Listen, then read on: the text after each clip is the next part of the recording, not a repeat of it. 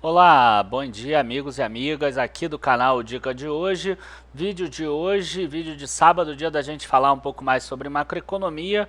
E eu vou trazer um tema aqui à tona, que é um tema que eu particularmente ainda estou estudando. Então, se no futuro minha opinião for diferente, eu peço que vocês aí fiquem um pouco mais tranquilos, porque é um tema bastante novo e eu estou falando sobre o Great Reset, né, da economia. Vocês já devem ter ouvido falar sobre esse grande plano de instaurar uma nova ordem econômica, globalmente falando, depois da pandemia.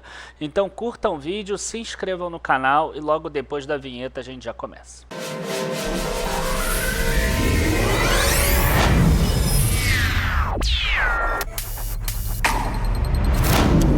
Bom, pessoal, antes da gente falar sobre o Great Reset, né, é muito importante a gente falar o seguinte. A gente teve uma crise mal resolvida em 2008, que foi aquela crise do subprime. Né, aquela crise nos Estados Unidos da hipoteca americana, que você tinha lá junk bonds, tinham aqueles títulos que eram podres, que na verdade tinham contratos muito ruins dentro dele e que foram negociados lá embaixo, né, e que, enfim, eram títulos que não valiam nada e junto a isso fizeram com que as casas nos Estados Unidos caíssem muito, fazendo com que a grande população, né, que tinha hipotecas, tiveram que honrar essas hipotecas ou saírem das suas próprias casas. Isso causou um problema tão grande que acabou pegando globalmente, né, porque fundos do mundo inteiro tinham dentro do seu portfólio esses junk bonds que pagavam bons valores. E aí o mundo ele tinha duas opções. Ele poderia enxotar o mundo, colocar muito dinheiro no mundo, né? E aí você dá um excesso de liquidez, e aí os mercados não caem tanto. Ou se não, voltar e ter outro 1929. Né? O que aconteceu lá em 1929? O mercado despencou, né, e ficou 3, 4 anos seguidos. A gente já viu aqui com o PIB lá nos Estados Unidos abaixo de 7, 8%.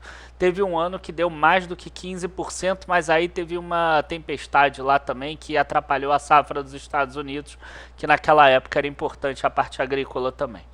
Então, a gente teve um desemprego muito grande nos Estados Unidos. O presidente do Federal Reserve daquela época e os presidentes mundiais, eles não queriam, né, ter isso no currículo deles. Eles foram responsáveis pela nova Grande Depressão. Então, os Estados Unidos colocou 4 trilhões de dólares na economia dele. Isso era maior do que qualquer valor anteriormente colocado. E aí a gente teve a tal da política do quantitative easing que vai até hoje, né, que é essa política de ficar colocando liquidez no mercado. Quando você coloca liquidez no mercado, o que acontece? A taxa de juro vai lá para baixo, porque você tem muita oferta de dinheiro, então qualquer título acaba podendo ser negociado por taxas baixas. Essas taxas baixas fazem com que as pessoas e as empresas queiram empreender, então o preço desses ativos sobe. Inclusive tem um artigo, né, dizendo que o S&P 500 hoje, se não tivesse quantitative easing, estaria ali em torno de 1.800 a 2.000 pontos, né, contra os 3.000 e pouco de hoje em dia. Bom, essa introdução é importante para a gente passar para o Great Reset, né? Por quê? O que aconteceu? No último Fórum Mundial agora, né, de 2020, e que vai ter um evento exclusivamente para isso agora em 2021, para falar sobre o Great Reset, o Klaus Schwab, né, que tem até um livro dele na Amazon, né, Covid-19, The Great Reset. Ele está pegando como gancho o Covid-19. Se você olhar toda a bibliografia anterior dele, ele fala sobre a quarta revolução industrial.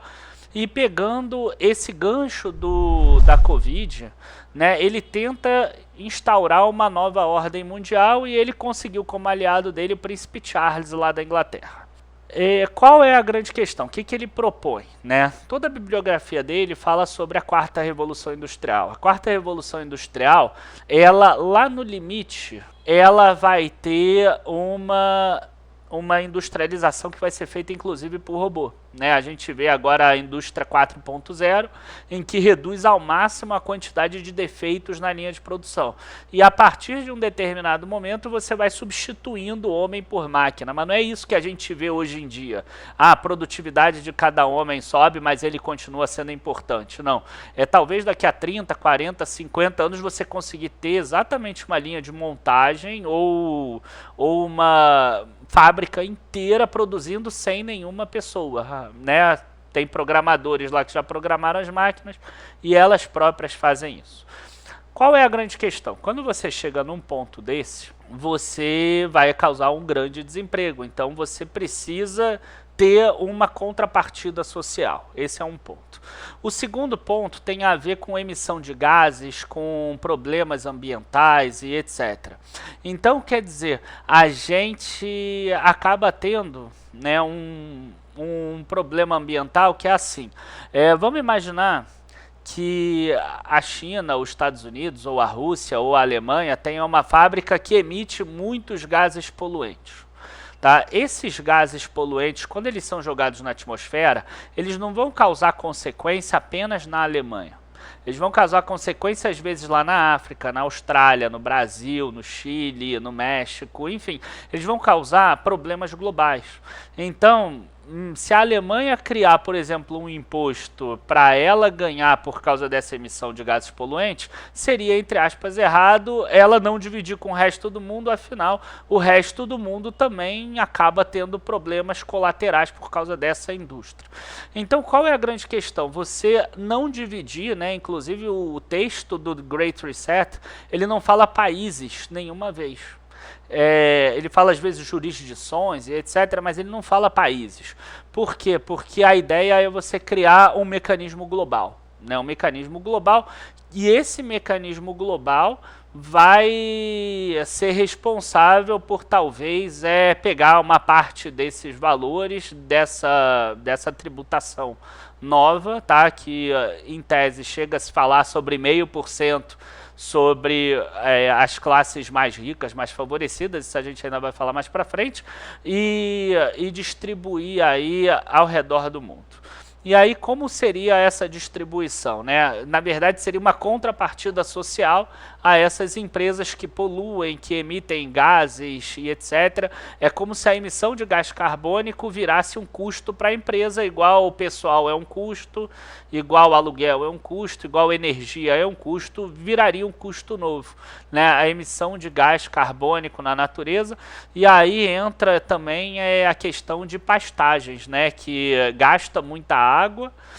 Empresas de frigoríficos, gasta-se muita água e você emite muito gás também. Essas aí poderiam ser muito impactadas, né? Então, por isso que a gente já vê a Marfrig, a Minerva, todas elas com projetos para fazerem carne sem a proteína animal, porque eles já estão de olho nesse grande plano aí, nesse Great Reset.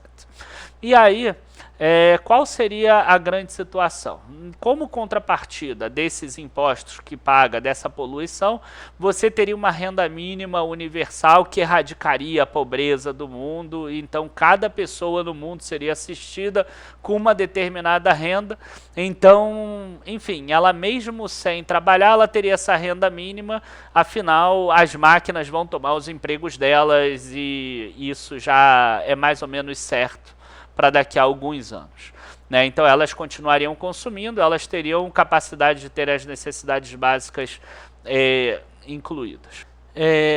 Como vocês podem ver, né, é um plano que tem assim um lado por trás bonito, né, de preservação ambiental, de responsabilidade social, de erradicar o racismo, de fazer com que todo mundo seja uma unidade só, sem fronteiras e etc. Agora, qual é a contrapartida, né? Afinal, nada é de graça. E não é apenas esse imposto de 0,5% que vai cobrir tudo. A grande contrapartida é o que chamam de nova ordem, né? Que seria você ter um Estado global que iria controlar, né, os dados que você tem, que iria controlar, ia ter vacinas mandatórias para essa pandemia e para outras, iria ter um social score, que é uma pontuação social Então, dependendo dessa tua pontuação social, você pode viajar de um lugar para o outro, você pode ir de um lugar para o outro, você pode ter um emprego público ou não. Se a tua pontuação social for ruim, você não pode. Então, quer dizer, aquele cara, como é que vai ser usada essa pontuação social? Aquele cara que fala mal do sistema, ele vai ter a pontuação mais baixa? Se ele tiver, ele vai perder vantagem competitiva. Logo, todo mundo vai ter que falar bem do sistema. Então, qual é a grande questão? Você passa a criar um governo totalitário. Né, inclusive no Canadá, teve um abaixo-assinado que em 3 dias recolheu 80 mil assinaturas depois do Fórum Econômico Mundial, falando exatamente sobre isso. Né, você passa a não ter mais essa liberdade que você tem hoje. Você passaria a ser mais um desse governo novo totalitário.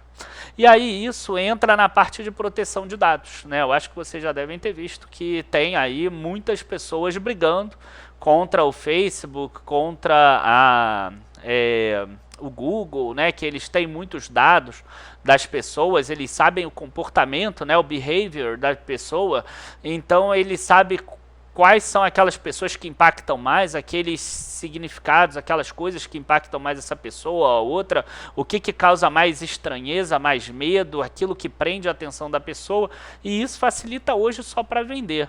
Mas no futuro pode servir como base para fazer você modificar, né? Para você, inclusive, ser massa de manobra de uma coisa ou de outra.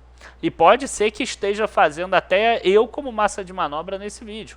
Tá? Então, quer dizer, é muito difícil a gente perceber esse tipo de coisa. E aí, qual é a grande questão? Né? A grande questão é que os governos, eles não querem que esse controle esteja na mão de empresas privadas. Eles querem esse controle. Então, o que deve acontecer? Deve-se criar uma lei que deve proteger os dados das pessoas. O que significa proteger os dados? Seria universalizar com esse próprio governo, que aí estaria dentro desse novo plano, e aí eles poderiam usar essas informações para aí sim colocar as pessoas, né, numa fila, né, aquelas confiáveis, aquelas que são boas, aquelas que não sei o quê, e aquelas que são contra o Estado, contra o governo, né, que poderia ficar totalitário. E assim, não existe no plano dizendo que esse governo vai ser totalitário, mas a gente já sabe, ao longo do tempo dos seres humanos, que quando um governo tem muito poder, né, a gente teve muitos exemplos de governos totalitários no passado. A democracia reduziu um pouco isso, né? A gente ainda vê governos que têm uma autoridade maior do que deveriam, mas reduziu, melhorou muito do que era 200 anos atrás. Esse seria o grande plano. Quer dizer, tem um viés social, ambiental, interessante, mas em contrapartida você perde um pouco da tua liberdade, ou bastante a tua liberdade, dependendo de como você imaginar. E aí, gente, como isso impacta no governo, nos negócios, né, na economia como um todo? Na hora que você tem um governo forte, e você tem um governo que briga com empresas ou que cria impostos para que essas empresas paguem por essa questão, o Great Reset está aí engendrado numa economia que fala que tem muitas pessoas, que 2.100 pessoas têm a riqueza de 4,6 bilhões de pessoas. Então, chega até a citar que o Jeff Bezos é um exemplo de meritocracia com 200 bilhões de dólares, por exemplo, ou 180 bilhões de dólares. Então, qual é a grande questão? Né? A grande questão é que não vai ser um ambiente tão saudável assim para empresas. Então, em tese, a gente teria um ambiente um pouco mais hostil do que o que a gente tem hoje, e aí é um pouco mais difícil para as empresas crescerem, né? A empresa vai ter maior dificuldade de crescer com esse governo. Gente, mudanças acontecem, tá? Isso já aconteceu no passado. Se você olhar depois da Segunda Guerra Mundial, a gente teve o acordo de Bretton Woods, que mudou, criou o FMI, criou uma nova política monetária, a gente teve a adoção, o final do padrão ouro, que só foi se encerrar em 1971, por exemplo. A gente teve lá a Revolução Industrial, a gente teve criação de leis trabalhistas no mundo todo, lá atrás. né? Então, quer dizer, mudanças na ordem econômica, na ordem global, acontecem. Só que elas costumam ser fruto de um processo que demora bastante. Talvez o grande plano já tenha começado agora em 2020 com a pandemia. Quem sabe até a pandemia não já é algo que já foi colocado por causa do grande plano. Isso a gente nunca vai saber, tá? Mas isso costuma demorar e demora bastante. Até você, enfim, você ter todos os estados aceitando esse tipo de coisa e você ter um mundo todo baseado nisso e as empresas dentro dessa nova ordem, isso provavelmente vai demorar coisa de 20 anos. Então, quer dizer, eu não acredito que a pessoa que vai investir em bolsa, etc., precise se preocupar com isso, né? Ou fale assim, eu vou esperar ter o grande plano, porque aí a bolsa vai cair, aí depois eu invisto. Porque provavelmente você vai investir num valor mais caro, tá? Eu sempre falo, né, que tinha um amigo meu da faculdade que ele não investia na Bolsa de Valores porque o Fernando Henrique falava que ia taxar dividendos, que esse era um tributo que valia a pena. E eu nunca mais encontrei ele, mas se ele está esperando a tributação de dividendos para começar a investir na Bolsa, ele perdeu uma chance de investir lá atrás a 5 mil, 6 mil, 8 mil pontos, e hoje a Bolsa está a 120 mil pontos e ainda não tributaram dividendos. Então, quer dizer, não adianta você pensar dessa forma. O grande plano pode acabar migrando para o governo totalitário que tire todos os bens das pessoas e etc. A propriedade privada? Cara, pode, mas isso não está no texto.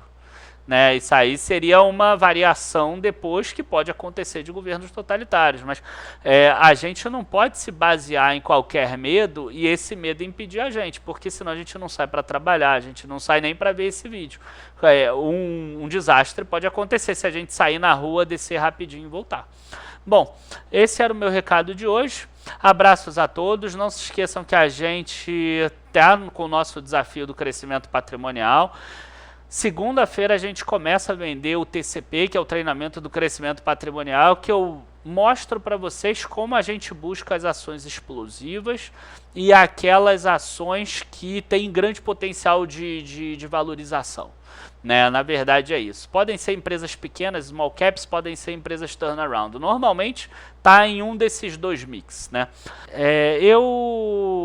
A gente está começando na segunda-feira, só que na segunda-feira a gente vai oferecer com preço especial no grupo do WhatsApp.